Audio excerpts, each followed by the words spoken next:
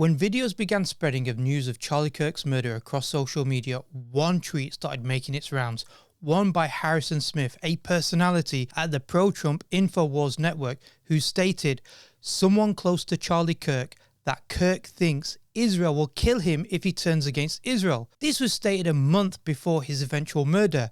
Now this is pretty damning stuff. The claim gained such popularity that even Israeli Prime Minister Netanyahu had to publicly deny it. Before I let you go, I want you to address one thing, and it's just the absurdity of it, some of the internet rumors that somehow Israel is behind the Charlie Kirk murder. And, I don't believe it for 1 second, but I want you to, make a statement. It's so absurd. That's insane. That's insane. Israel also changes the orbit of the moon. Israel pushes the sun. I mean, the whole thing is, it's not only insane, I think it's so absurd, so stupid, and so ridiculous. You can't believe that people are saying that. They just found the perpetrator. They'll get to the bottom of this. Now, although on the face of it, it sounds like a conspiracy theory, something pushed by the fringe elements on both the left and the right, but we have witnessed very clearly in 4K how Israel will commit any excesses, break all international laws and international norms to achieve its results.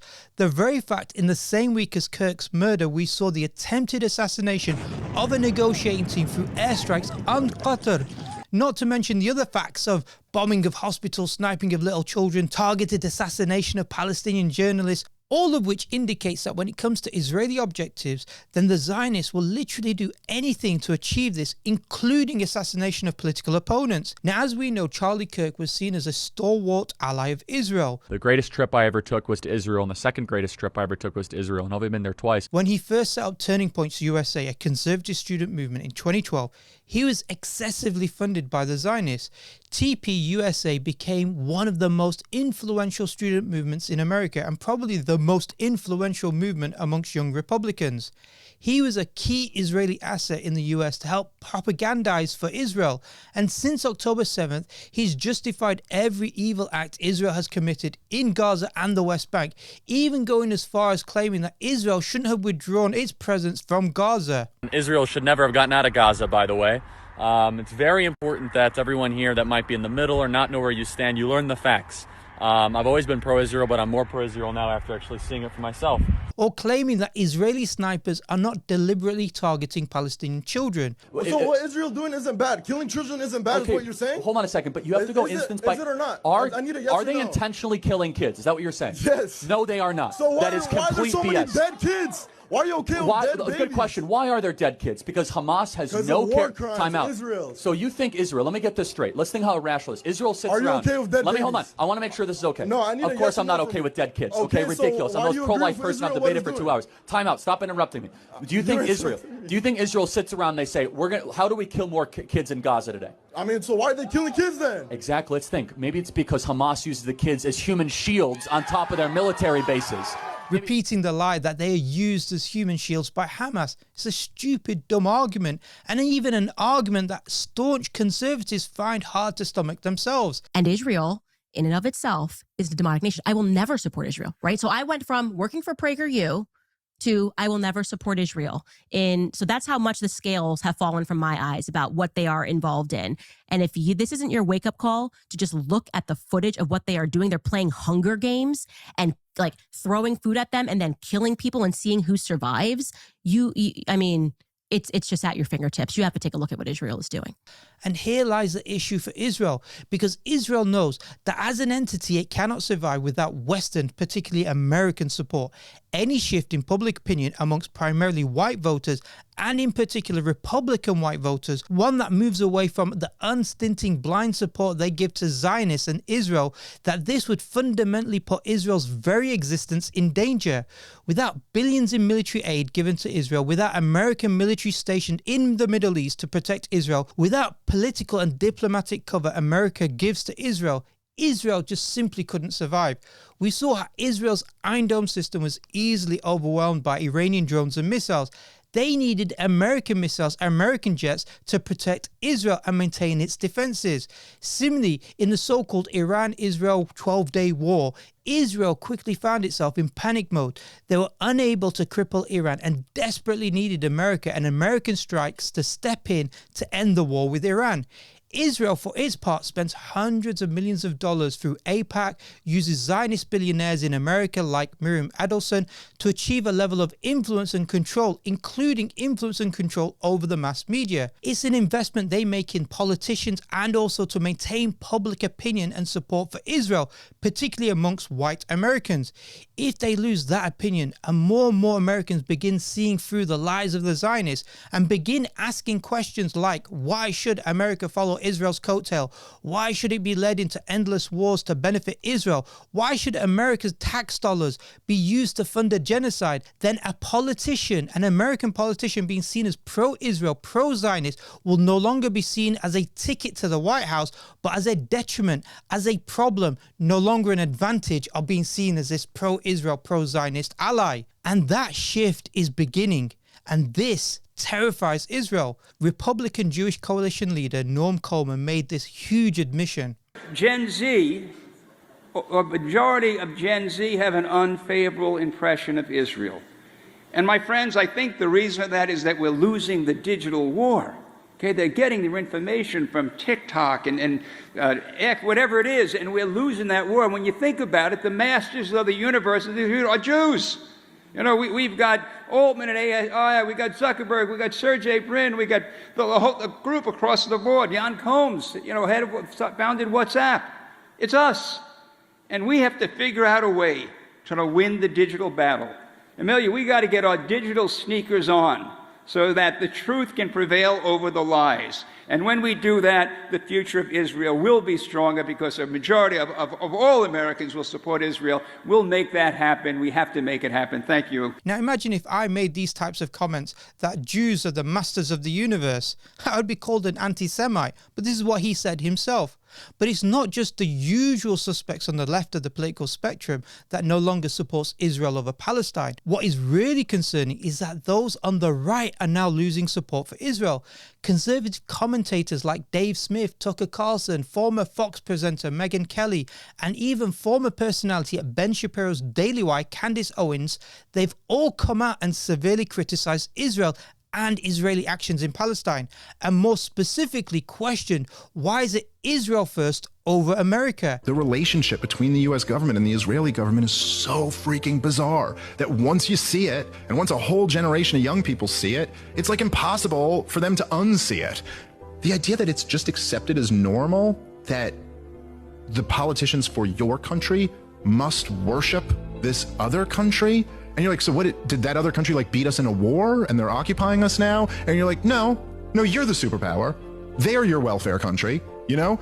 But yet you must go kiss their wall. You must say, Tammy Bruce from the State Department, where she goes, we're the greatest country in the world. Well, second greatest to Israel. And you're like, what? Making things better for people. And in the greatest country on earth. Next to Israel. Next to Israel. That is a weird thing for any representative of your government to say.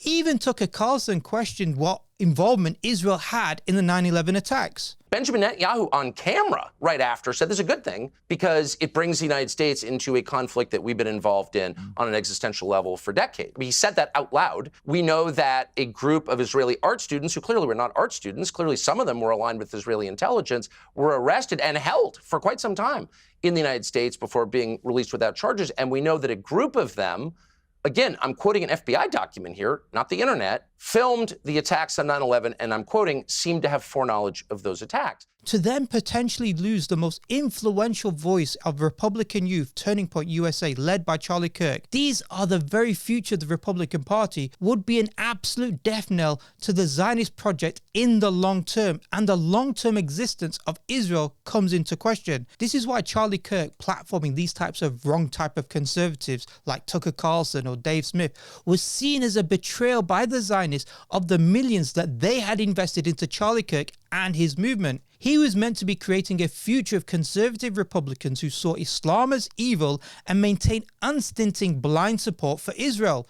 So when he not only platformed anti-Zionist voices from the right, but also began questioning himself, America's and Republican blind support for Israel and Zionism, questioning things like Epstein being a Mossad agent, this was a huge problem. As I said, this terrified Israel. Epstein, with his little friend Ghislaine and Ghislaine's father, Robert Maxwell, who was obviously a spy of the Israeli intelligence agencies, that there was something else going on here. Epstein was not some sort of whiz-kid hedge fund manager.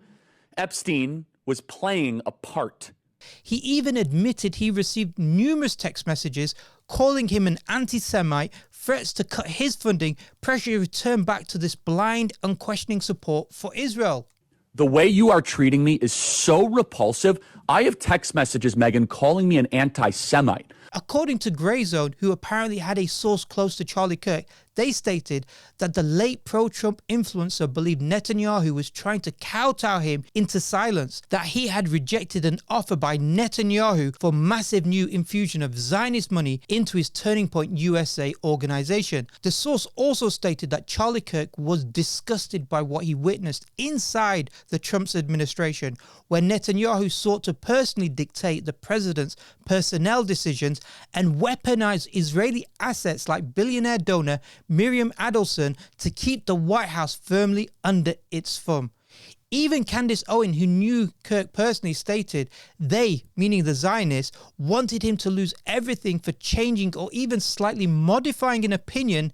It's very hurtful to me. If this position was shifting, if he began questioning Israel, even mildly, if he began bringing up criticisms of Israeli intelligence blackmailing politicians through Epstein, then although no current evidence exists that Israel was behind the assassination of Charlie Kirk, it certainly was beneficial that he, Charlie Kirk, was taken out. Beneficial for who? Beneficial for Israel. And his organization, Turning Point USA, well, that's been taken over by the pro-Zionist Jewish conservative Ben Shapiro. How convenient that the most influential conservative youth group in America is back in the safe Zionist hands of Ben Shapiro. And Netanyahu and the Zionists are desperately now trying to frame this as a killing of one of their own, a bulwark support for Israel killed by this left Islamist alliance. But I think there's something else going on here. Look, the radical left, the ultra-left, has joined forces with radical Islam. And they are constantly attacking our civilization. That's what Charlie understood. There's an attack on Western civilization. There's an attack on our common Judeo-Christian heritage. Or as Ben Gvir tweeted, the collusion between the global left and radical Islam is the greatest danger to humanity today. Charlie Kirk saw the danger and warned about it, but the bullets of the despicable murderer struck him. It's pretty clear what's happening.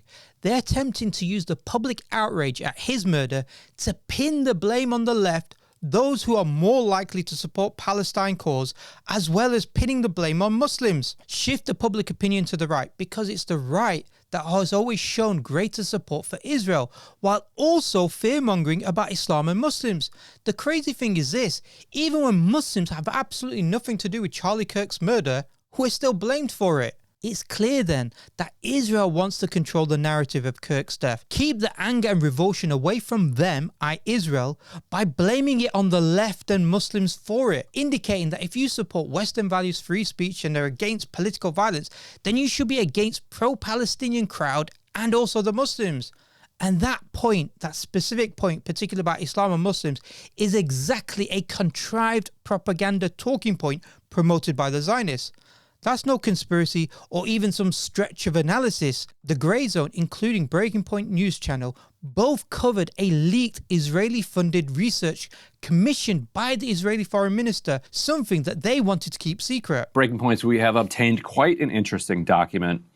This is the results of a number of private focus groups done around the world, paid for by the Israeli Ministry of Foreign Affairs and leaked to us. It was researched to understand Western public opinion and, more importantly, how to shift it towards a more pro-Israeli stance. Effectively, what they recommend is ramping up Islamophobia, people's attitudes, particularly in Europe, towards Muslim immigrants, and find that there are a lot of people in Europe who have some underlying hostility towards Muslims in Europe.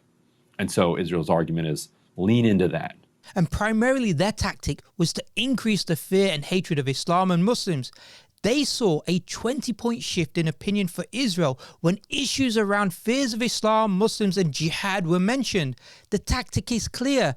Increase anti-Islam propaganda increases support for Israel and its actions in Palestine. I've said this in numerous videos, but this is now coming out of their own leaked research, out of their own mouths, on how to shift opinion and make it pro-Israel. You do this by making people more anti-Muslim. That's why the protests in London, where approximately 110,000 people came out in protest against migrants and Muslims, also had a very pro-Israel, anti-Palestinian undertones to it. So although we don't have evidence of Israel's direct involvement in Charlie Kirk's murder, what we certainly know is that Israel wanted to silence Charlie Kirk, control his movement, and were terrified that there'll be a shift away from being blindly pro-Israel, that Israel is losing the narrative war, that there is increase amongst young Republicans' support for Palestine over Israel, that their crimes are clear now for everyone to see, and even those on the right are shifting away from blind, unquestioning pro-Israel stance. This is a huge concern for Israel, and that Charlie Kirk's death not only helped eliminate a potential threat, but it also was used to push an anti-Muslim, anti-Palestinian agenda to reclaim support for this genocidal entity, Israel. At the same time, they now have control of his influential Turning Points USA to shape the future of the Republican Party and the conservative movement to make it unquestioningly blind support for Israel. So don't be fooled. And if you like this video, please share it, comment and like. We need more people to hear this message and expose Israel and the Zionist agenda and their propaganda.